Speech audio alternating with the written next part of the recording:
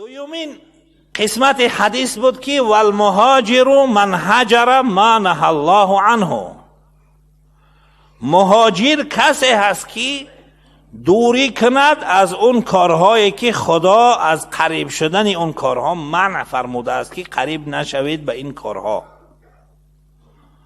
علما میفرمایند که احتمال دارد که رسول الله صلی الله علیه و سلم این ارشاد مبارک را در دو جا گفته باشد. یکی برای مهاجرهایی که هجرت کردن از مکه به مدینه، چون که در ابتدای اسلام تا فتح مکه هجرت کردن فرض بود، فرض عین بود.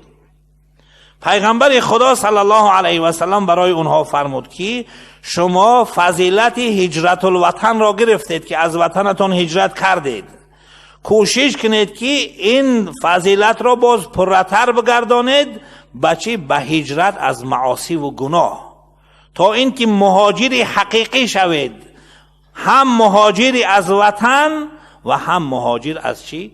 نافرمانی های خدا.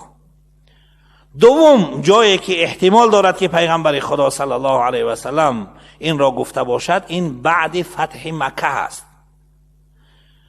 وقتی که مکه مکرمه فتح شد دیگر هجرت کردن چی شد؟ هجرت عن الوطن منسوخ شد. فرض بودن هجرت از وطن به همون گفته پیغمبر خدا صلی الله علیه و سلم که فرمودند لا هجرت بعد الفتح. اکنون بعد فتح مکه دیگر هجرت برگردن مسلمان ها فرض نیست. بعد همین منسوخ شدن رسول الله صلی الله علیه و سلم برای دیگر مسلمان هایی که از این هجرت محروم بودن بعد فتح مکه اسلام آوردن، اونها از این فضیلت هجرت که در قرآن کریم فضائل بسیاری مهاجر بیان شده است، از این محروم بودن، شاید سبب خودشان را کم حس میکردن در اجر ثواب شد.